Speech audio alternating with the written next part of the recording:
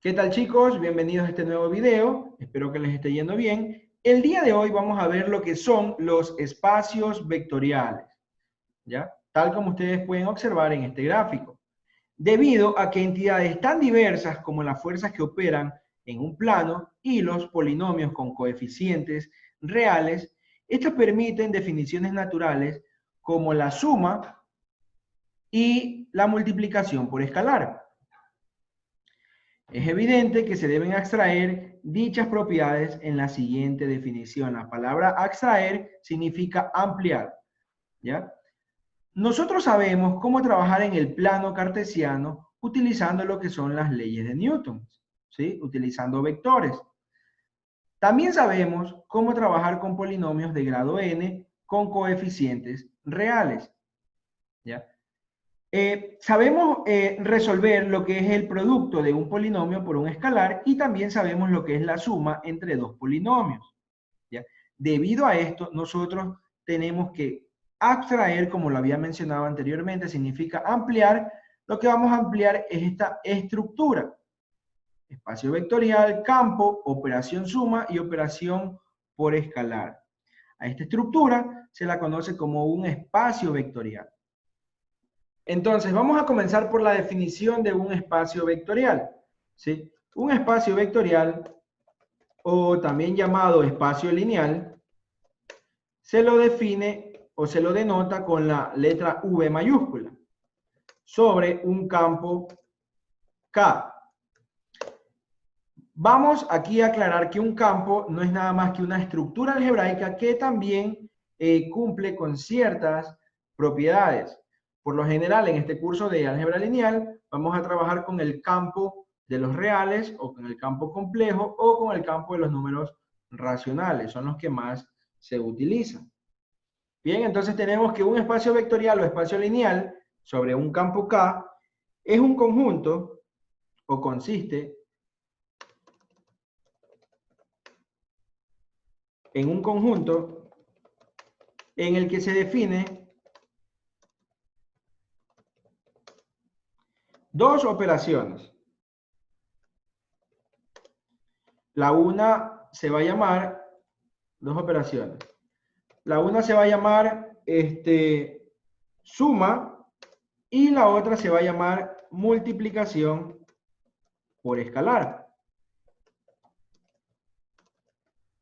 ¿sí? Respectivamente, ¿no? De manera que para cada par de elementos vamos a ponerles X, Y, que pertenecen al espacio vectorial AB, hay un único elemento X más Y que también pertenece a B. Y para cada elemento A que pertenece al campo K y cada elemento X que pertenece a B, hay un único elemento A por X en B. De modo que se cumplen las siguientes propiedades.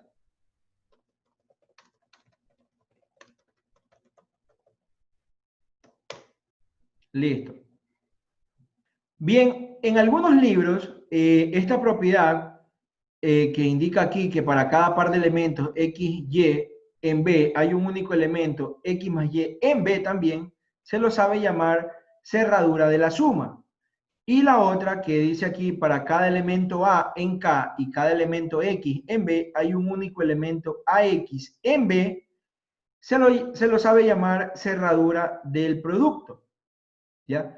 Tenemos aquí dos propiedades, pero esto de aquí no es suficiente para que se lo pueda llamar espacio vectorial, sino que además tiene que cumplir con 8 propiedades más, ¿sí?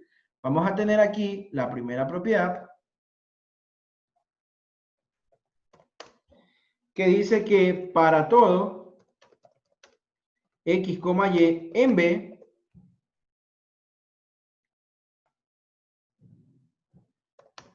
la suma X más Y tiene que darte igual a Y más X, ¿ya?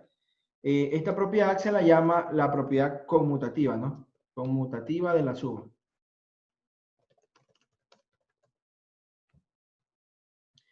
Bien, vamos a tener también una segunda propiedad. Recuerden que son 8, les había dicho, ¿no? A ver, aquí está la primera propiedad. Vamos a tener una segunda propiedad también, que dice lo siguiente. Para todos X, Y, Z en B, se cumple la propiedad asociativa, es decir, X más Y más Z es igual a X más Y más Z. ¿Sí? Como ya les mencioné, esta propiedad se la conoce como propiedad asociativa de la suma, ¿no? Asociativa de la suma. Bien, entonces vamos a tener una tercera propiedad también, como les mencioné, que dice lo siguiente, tercero. Existe un elemento en B denotado por 0, tal que el vector X más el vector 0 es igual al mismo vector X, ¿sí? Para cada X en B.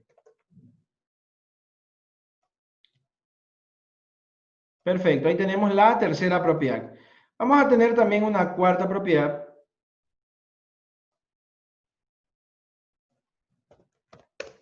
que dice lo siguiente. Para cada elemento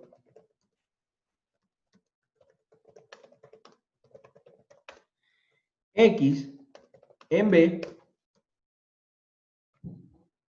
existe un elemento Y en B, tal que la suma de X más Y te dé como resultado el vector 0. ¿Ya? Luego vamos a tener una quinta propiedad. Recuerden como les indiqué, son 8 propiedades. La quinta propiedad dice lo siguiente. Para cada elemento X en B, el escalar 1 por X te da como resultado el mismo vector X. ¿Sí? Esta sería la propiedad número 5, ¿no? Listo.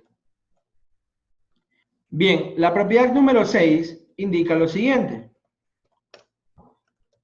Para cada par de elementos, déjenme ampliar esto de aquí un poquito.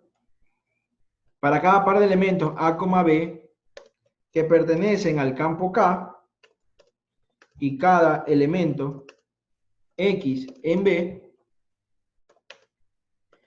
el producto de A por B por X te debe dar como resultado A por B por X. ¿Sí? Esa sería la séptima propiedad. Luego vamos a tener una propiedad número 7 que indica lo siguiente. Para cada par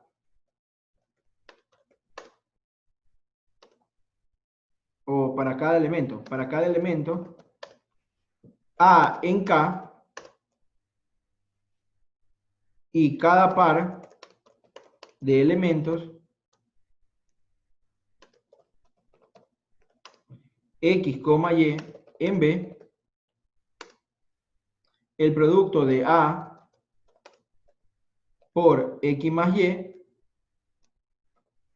debe ser igual a A por X más A por Y. ¿Sí? Esa sería la séptima propiedad. Aquí en la parte de arriba, en la propiedad 6, me faltó la palabra cada. para, perdón, es acá, antes.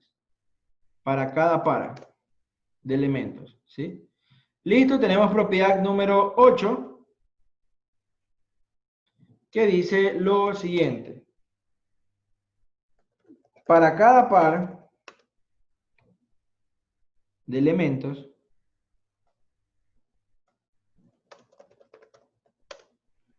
A, B, que pertenecen al campo K, y cada elemento X en B, se cumple lo siguiente, que A más B por X debe ser igual a A por X más B por X.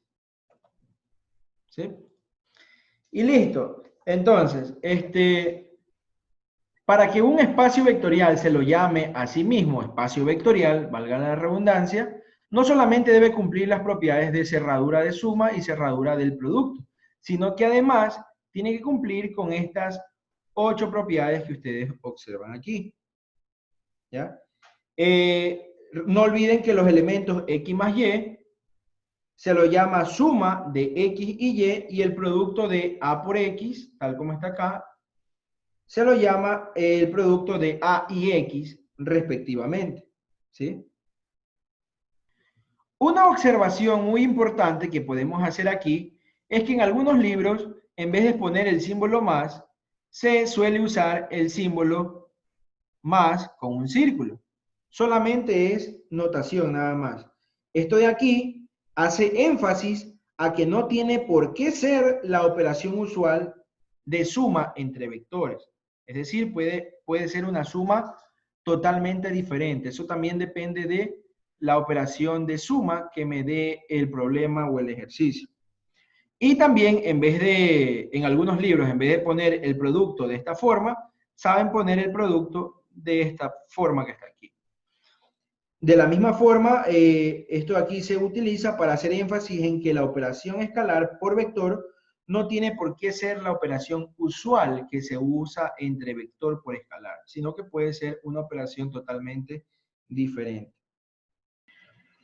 También tienen que tener claro que los elementos del campo K, supongamos, aquí tengo el campo K, los elementos del campo K, los elementos que están aquí adentro, se llaman escalares, ¿sí?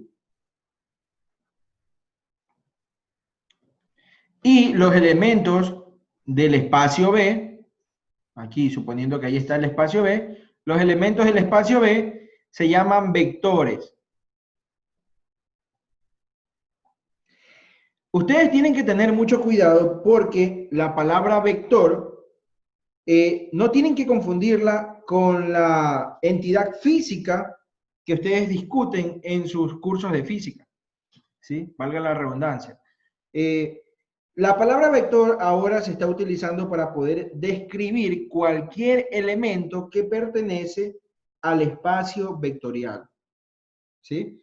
Un espacio vectorial, por lo general, se discute con mucha frecuencia en los cursos de álgebra lineal, sin mencionar explícitamente a su campo de escalares, sino que solamente vamos a mencionar lo que es el espacio vectorial nada más. Pero tienen que recordar que cada espacio vectorial se considera como un espacio vectorial sobre un campo determinado, que se denota con el símbolo K. Por lo general, como les había dicho al inicio, nosotros vamos a restringir nuestro estudio solamente con los campos de los números reales y los campos de los números complejos.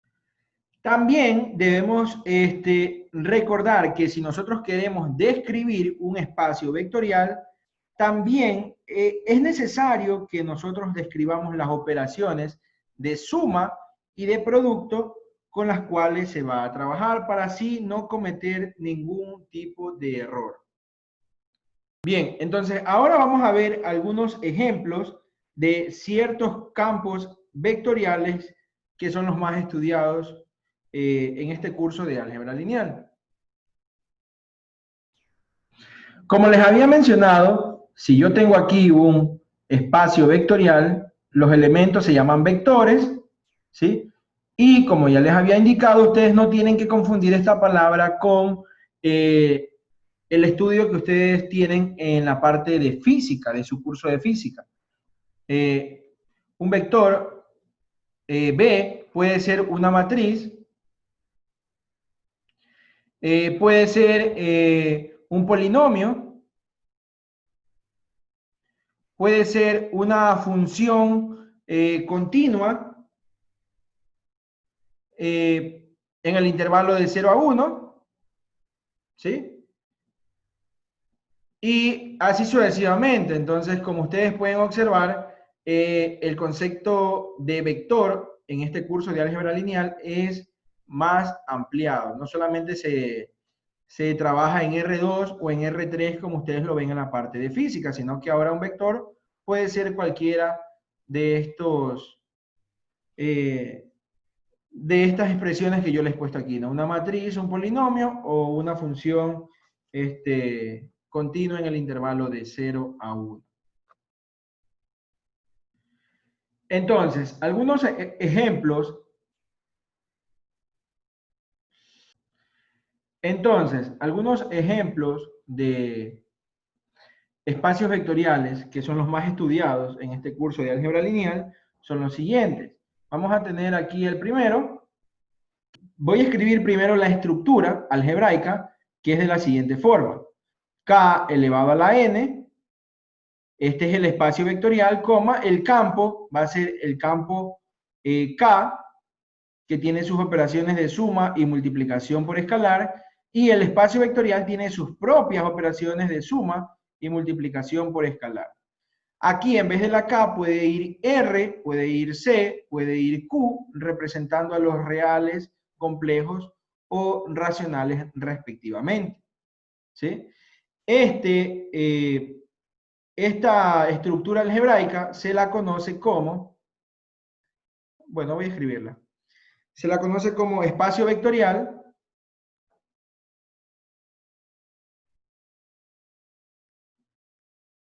de las n tuplas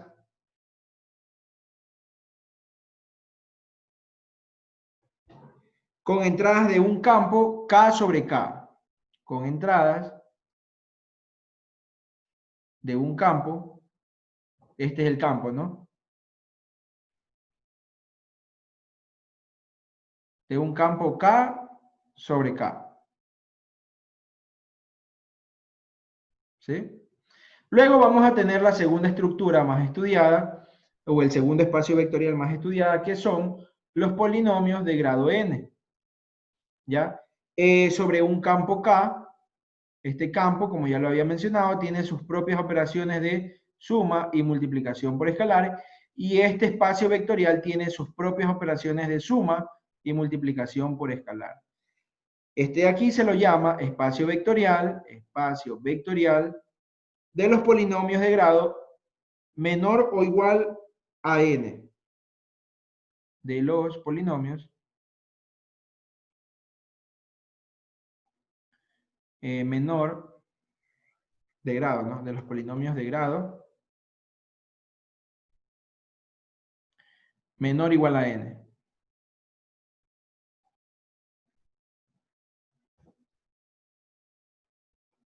Sobre un campo K.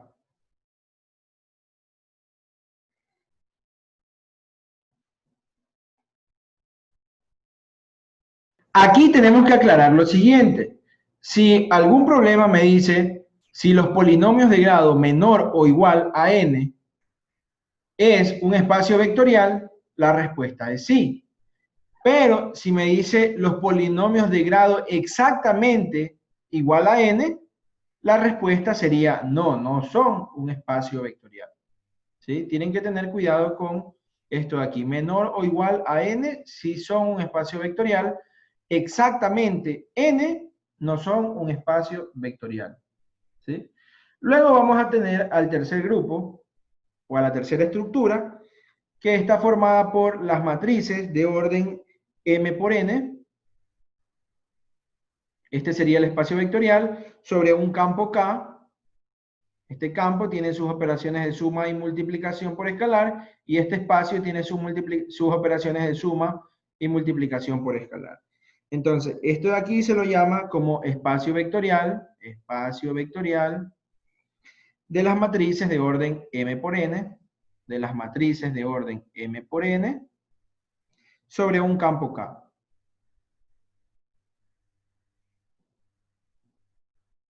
¿Sí? Bien, y luego tenemos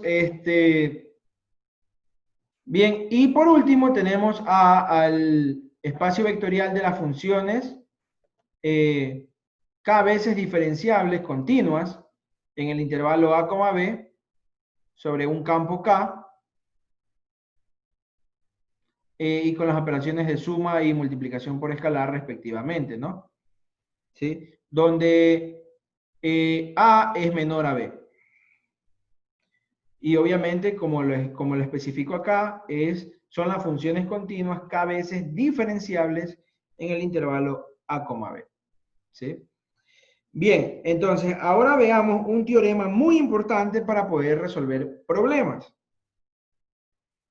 Ahora veamos el siguiente teorema. Dice así: en cualquier espacio vectorial B, las siguientes afirmaciones son verdaderas.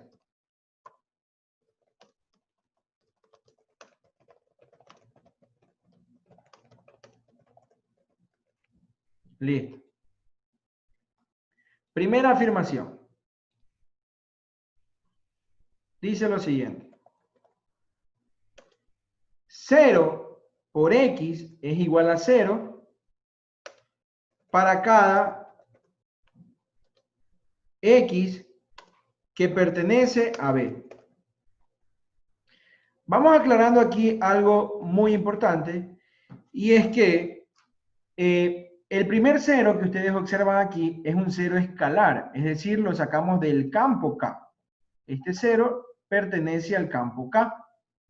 Pero en cambio, el cero de acá es un cero vector, es decir, pertenece a B. Por lo tanto, si ustedes desean, le pueden poner aquí arriba una flechita para indicar que es cero vector. ¿Sí? Luego vamos a tener una segunda afirmación que dice lo siguiente: menos A por X es igual a menos A por X. ¿Ya? Para cada A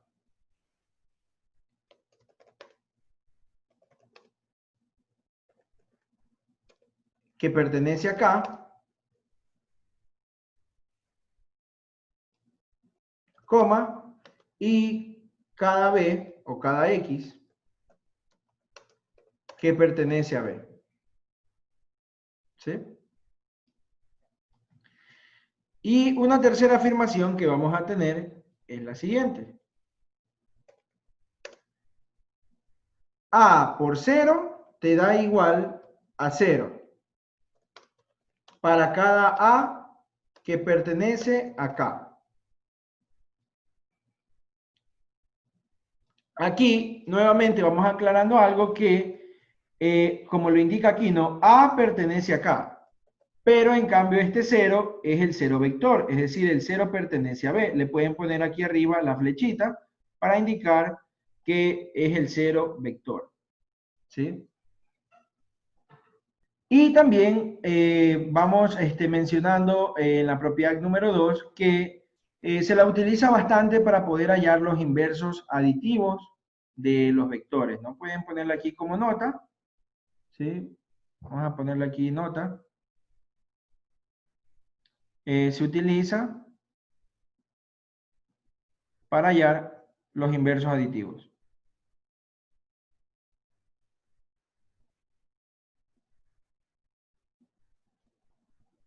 Perfecto.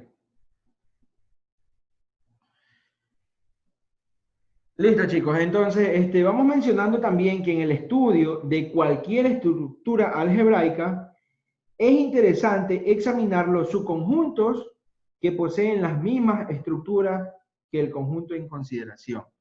Es decir, en otras palabras, si yo tengo un espacio vectorial de esta forma, nosotros también deberíamos analizar los subconjuntos, vamos a ponerle W, de este espacio vectorial o de esta estructura. La noción apropiada de subestructura, a esto le podríamos llamar una subestructura, para espacios vectoriales, se va a introducir inmediatamente ahora. La noción apropiada de subestructura, porque esto de aquí es un subconjunto, pero de una manera más formal se lo llama subestructura de un espacio vectorial, la vamos a introducir ahora. Bien, tenemos la definición número 2, que dice lo siguiente: un subconjunto W de un espacio vectorial B, déjenme hacer esto de aquí un poco más así, de esta forma, para que se vea mucho mejor, sobre un campo K, se llama un subespacio de B si W es un espacio vectorial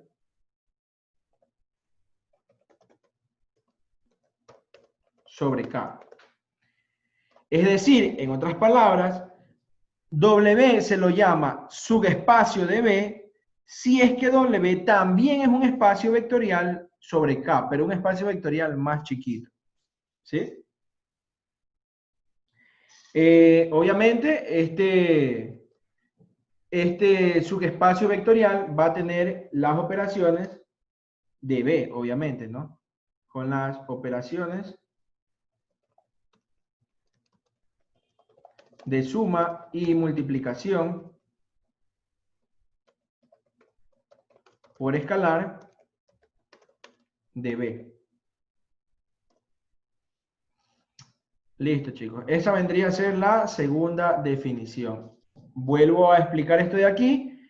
Un subconjunto de W, ustedes lo pueden, perdón, un subconjunto de B, denotado por W, ustedes lo pueden llamar un subespacio vectorial de B, si es que W también es un espacio vectorial sobre K, con las mismas operaciones de suma y multiplicación por escalar que se han definido en el campo vectorial o en el espacio vectorial B. Aquí también tienen que tener en cuenta, ¿sí? Tener en cuenta que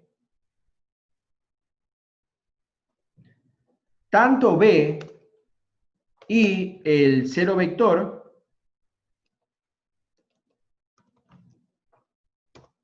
lo voy a escribir cero vector de esa forma, pero pueden ustedes escribirle el 0 con una flechita arriba. Tanto B y el cero vector son subespacios. ¿Sí? A este último, es decir, el cero vector, ¿no? Se lo denomina subespacio 0 de B. Bien, entonces, algo muy importante que ustedes tienen que saber y tener en cuenta es que no es necesario verificar las 10 propiedades de espacio vectorial, ¿ya? Para que un subconjunto sea un subespacio, ¿sí? Debido a que las propiedades número 1, 2, 5, 6, 7 y 8 se mantienen para todos los vectores de un espacio vectorial, ¿sí? Es decir, estas propiedades ustedes ya no las tienen que demostrar. ¿Por qué? Porque recuerden este gráfico, ¿no? Aquí está el espacio vectorial B y ustedes escogen un subconjunto W, ¿sí? Del mismo espacio B, ¿no? Pero resulta que todos los vectores de B ya cumplen con estas 6 propiedades. Entonces estas 6 propiedades ustedes ya no las tienen que volver a demostrar, ¿sí? Por lo tanto, un subconjunto W de un espacio vectorial B es un subespacio de B si y solo si se cumplen las siguientes propiedades. Y bien, el teorema número 2 es el famoso teorema de subespacio, que dice lo siguiente, ¿sí? Sea B un espacio vectorial y W un subconjunto de B. Vamos a ampliar esto aquí un poquito así. Luego, nosotros podemos decir que W es un subespacio vectorial de B si y solo si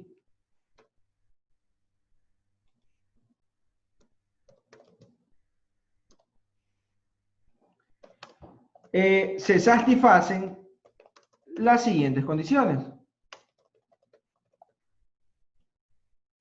Primera condición, dice lo siguiente. Primero, el conjunto W tiene que ser no vacío, ¿ya? Es decir, el neutro o el cero vector pertenece a W, ¿sí? Como segundo, vamos a tener que, si tú escoges dos vectores, X y Y los sumas, esta suma tiene que pertenecer a W. Pero ojo que X y Y están en W.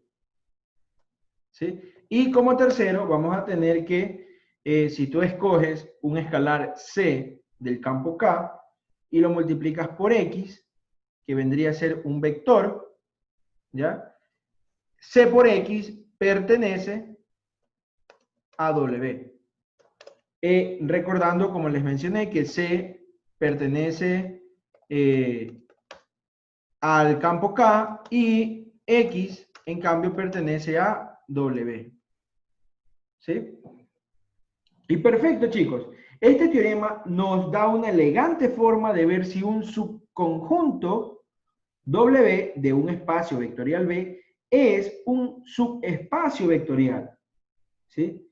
Normalmente nosotros usamos este resultado para probar o verificar que un subconjunto de un espacio vectorial es un subespacio vectorial. Y listo, chicos, con esto hemos terminado toda la teoría de espacios vectoriales y subespacios vectoriales.